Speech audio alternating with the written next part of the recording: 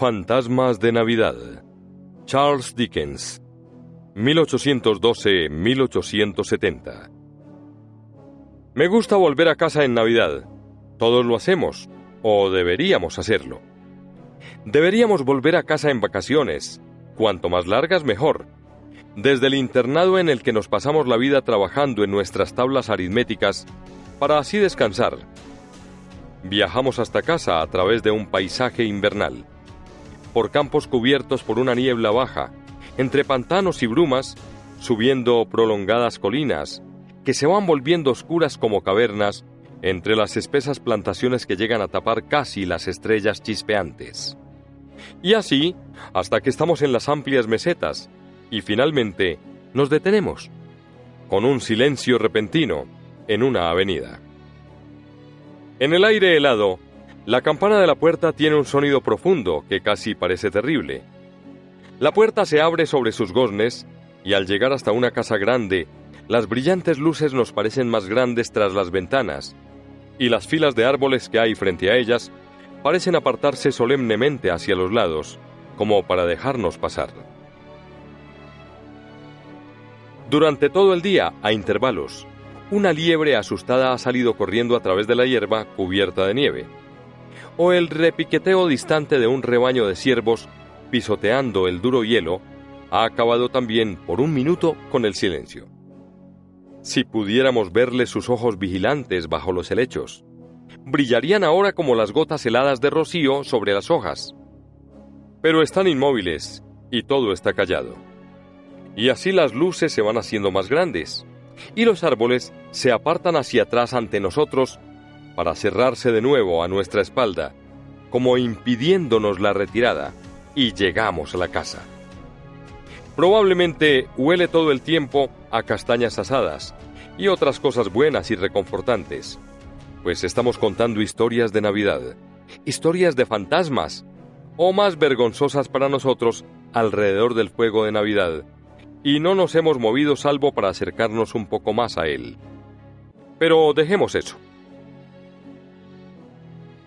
Llegamos a la casa, y es una casa antigua, repleta de grandes chimeneas, en las que la leña arde en el hogar, sobre viejas tenazas y retratos horrendos, algunos de ellos con leyendas también horrendas.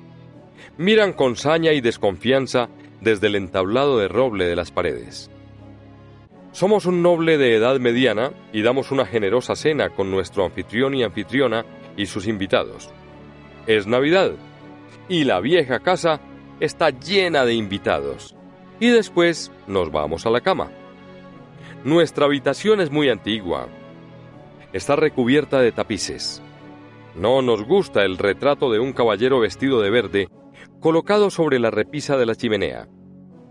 En el techo hay grandes vigas negras, y para nuestro acomodo particular, contamos con una enorme cama negra a la que en los pies le sirven de apoyo dos figuras negras, también grandes, que parecen salidas de dos tumbas de la antigua iglesia que tenía el varón en el parque. Pero no somos un noble supersticioso, y no nos importa. Todo va bien. Despedimos a nuestro criado, cerramos la puerta, y nos sentamos delante del fuego vestido con el camisón, meditando en muchas cosas. Finalmente nos metemos en la cama. Muy bien, no podemos dormir. Damos vueltas y más vueltas, pero no podemos dormir. Las ascuas de la chimenea arden bien y dan a la habitación un aspecto fantasmal. No podemos evitar escudriñar, por encima del cobertor, las dos figuras negras y el caballero. Ese caballero vestido de verde y de apariencia perversa. Con la luz parpadeante dan la impresión de avanzar y retroceder, lo cual, a pesar de que no seamos en absoluto un noble supersticioso, no resulta agradable. Muy bien, nos ponemos nerviosos. Más y más nerviosos. Decimos: esto es una verdadera estupidez, pero no podemos soportarlo. Simularemos estar enfermos y llamaremos a alguien. Muy bien, precisamente vamos a hacerlo cuando la puerta cerrada se abre y entra una mujer joven, de palidez mortal y de cabellos rubios y largos, que se desliza hasta la chimenea, y se sienta en la silla que hemos dejado allí, frotándose las manos. Nos damos cuenta entonces de que su ropa está húmeda. La lengua se nos pega al velo del paladar y no somos capaces de hablar, pero la observamos con precisión. Su ropa está húmeda. Su largo cabello está salpicado de barro húmedo. Va vestida según la moda de hace 200 años y lleva en su ceñidor un manojo de llaves oxidadas. Muy bien. Se sienta allí y ni siquiera podemos desmayarnos del estado en el que nos encontramos.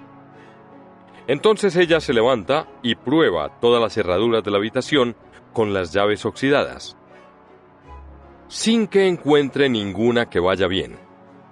Después fija la mirada en el retrato del caballero vestido de verde, y con una voz baja y terrible exclama: «¡El hombre lo sabe!». Después se vuelve a frotar las manos, pasa junto al borde de la cama y sale por la puerta. Nos apresuramos a ponernos la bata, cogemos las pistolas, siempre viajamos con ellas, y la seguimos. Pero encontramos la puerta cerrada. Damos la vuelta a la llave, miramos en el pasillo oscuro y no hay nadie. Lo recorremos tratando de encontrar a nuestro criado. No es posible. Recorremos el pasillo hasta que despunta el día y luego regresamos a nuestra habitación vacía. Caemos dormidos y nos despierta nuestro criado. Nunca hay nada que le hechice a él. Y el sol brillante. Muy bien, tomamos un desayuno terrible. Y todos dicen que tenemos un aspecto extraño. Después del desayuno, paseamos por la casa con nuestro anfitrión y le conducimos hasta el retrato del caballero vestido de verde, y entonces se aclara todo. Se comportó con falsedad con una joven ama de llaves, unida en otro tiempo a esa familia y famosa por su belleza, que se ahogó en un lago y cuyo cuerpo fue descubierto al cabo de mucho tiempo, porque los siervos se negaban a beber el agua. Desde entonces se ha dicho entre susurros que ella atraviesa la casa a medianoche, pero que va especialmente a esa habitación en donde acostumbraba a dormir el caballero vestido de verde, probando las viejas cerraduras con las llaves oxidadas.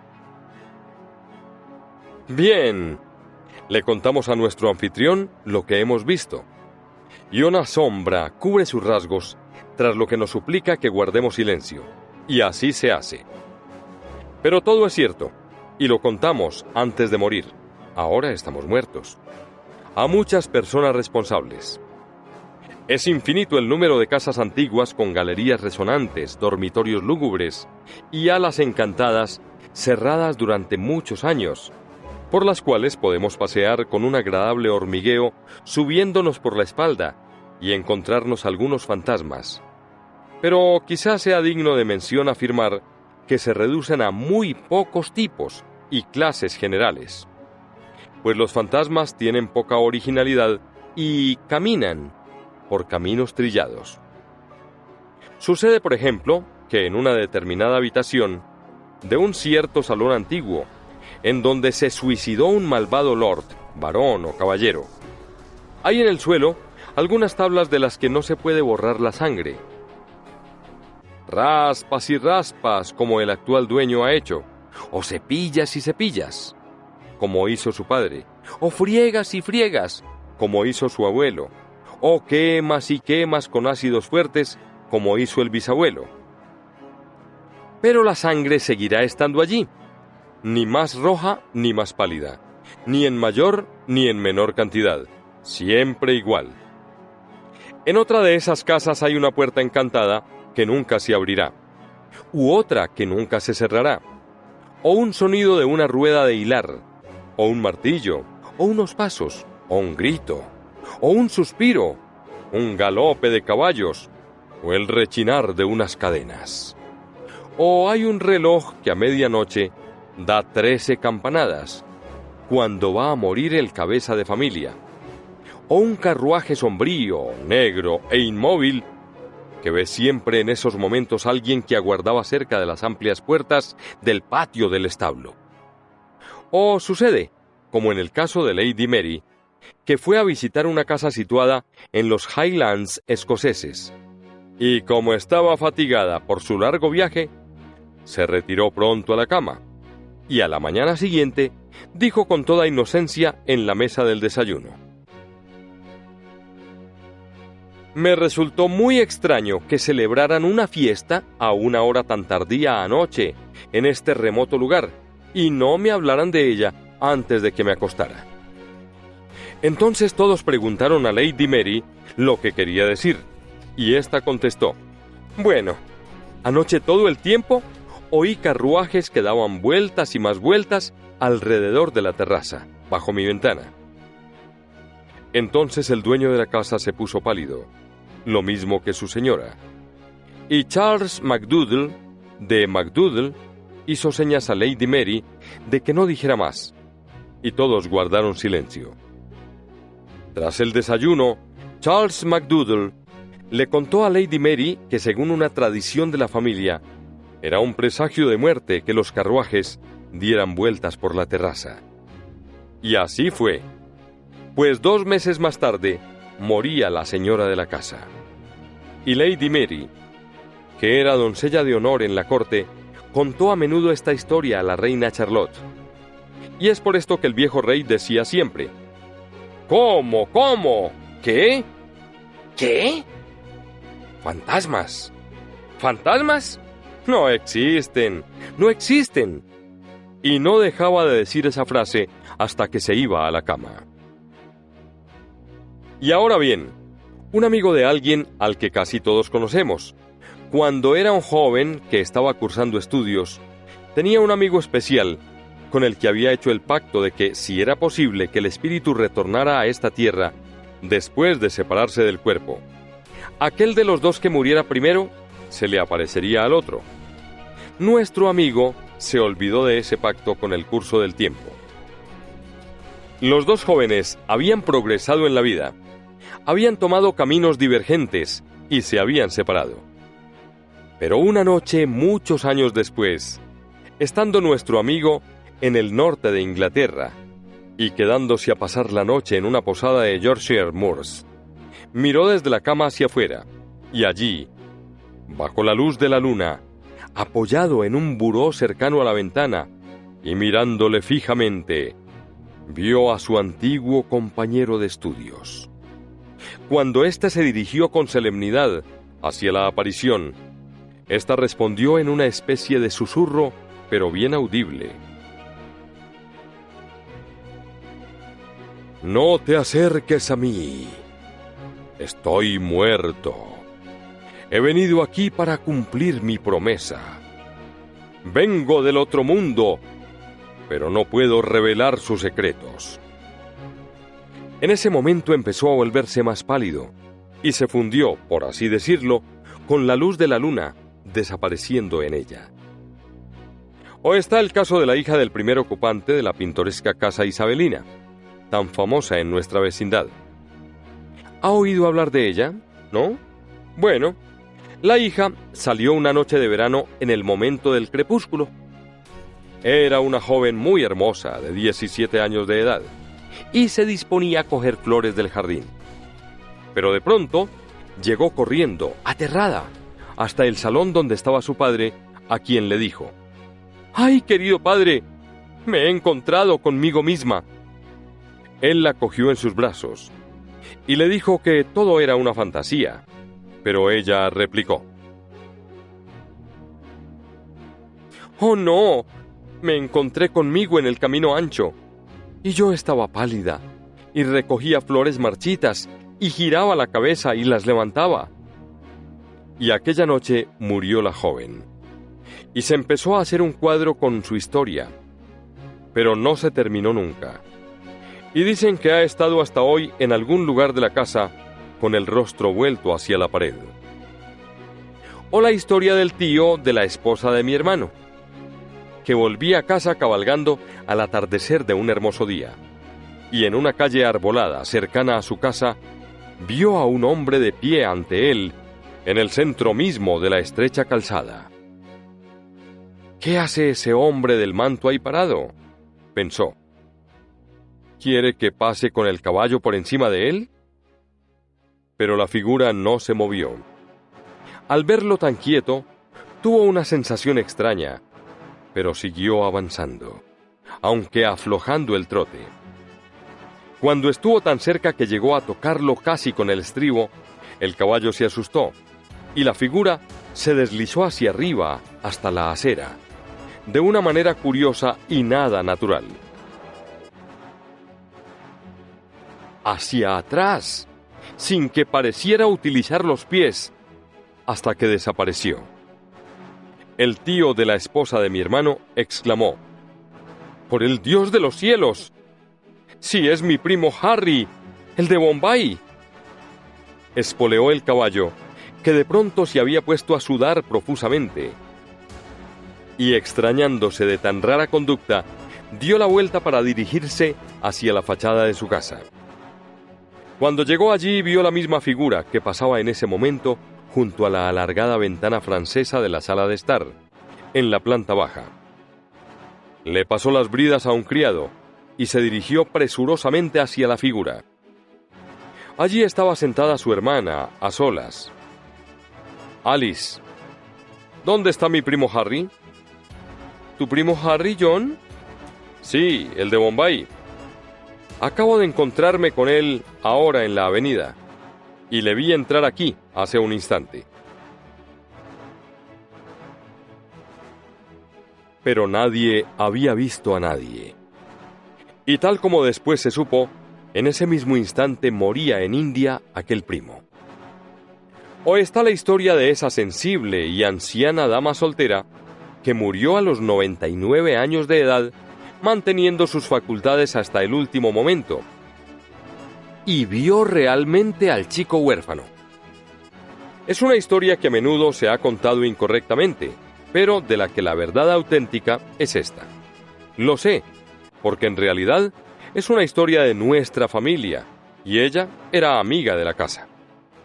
Cuando tenía unos 40 años de edad y seguía poseyendo una hermosura poco común, su amado murió joven, razón por la cual ella nunca se casó, a pesar de tener numerosas ofertas. Fijó su residencia en un lugar de Kent, que su hermano, un comerciante con India, había comprado recientemente. Se contaba la historia de que en otro tiempo aquel lugar estuvo a cargo del tutor de un joven, que ese tutor sería el segundo heredero y que mató al muchacho con su tratamiento duro y cruel. Ella nada sabía de tales cosas. Se ha dicho que en el dormitorio de ella había una jaula en la que el tutor solía encerrar al muchacho. Es falso. Solo había un gabinete. Ella se acostó. No hizo llamada alguna durante la noche, pero por la mañana le dijo con toda tranquilidad a la doncella, cuando ésta entró: ¿Quién es ese guapo mocito de aspecto abandonado que estuvo mirando hacia afuera desde el gabinete toda la noche? La doncella contestó lanzando un fuerte grito y echando a correr al instante. La dama se sorprendió de aquello, pero era una mujer de notable fuerza mental, por lo que se vistió ella sola, bajó las escaleras y acudió a reunirse con su hermano. «Walter, toda la noche me ha estado inquietando un guapo mocito de aspecto abandonado que constantemente miraba hacia afuera desde el gabinete que hay en mi habitación y que no puedo abrir. Ahí debe haber algún truco». «Me temo que no, Charlotte», contestó el hermano, «pues es la leyenda de la casa». «Es el huérfano. ¿Qué es lo que hizo?» Abrió la puerta con suavidad y miró hacia afuera. A veces penetraba 1 o 2 pasos en la habitación. Entonces yo le llamaba para animarle, y él se encogía, se estremecía y volvía a meterse de nuevo cerrando la puerta. «Charlotte, el gabinete no tiene comunicación con ninguna otra parte de la casa y está cerrado con clavos». Aquello era indudablemente cierto, y 2 carpinteros necesitaron una mañana entera para abrir la puerta y poder examinar el gabinete. Solo entonces Charlotte quedó convencida de que había visto al huérfano. Pero lo terrible de la historia es que fue visto sucesivamente por 3 de los hijos de su hermano, todos los cuales murieron jóvenes. En cada ocasión, el niño enfermaba, regresaba a casa con fiebre, 12 horas antes de la muerte, y le decía a su madre que había estado jugando bajo un cierto roble que había en un prado con un chico extraño, un chico de buen aspecto, pero que parecía abandonado, que era muy tímido y le hacía señas. A partir de esa experiencia fatal, los padres llegaron a saber que se trataba del huérfano, y que el destino del niño al que había elegido como compañero de juegos estaba seguramente fijado.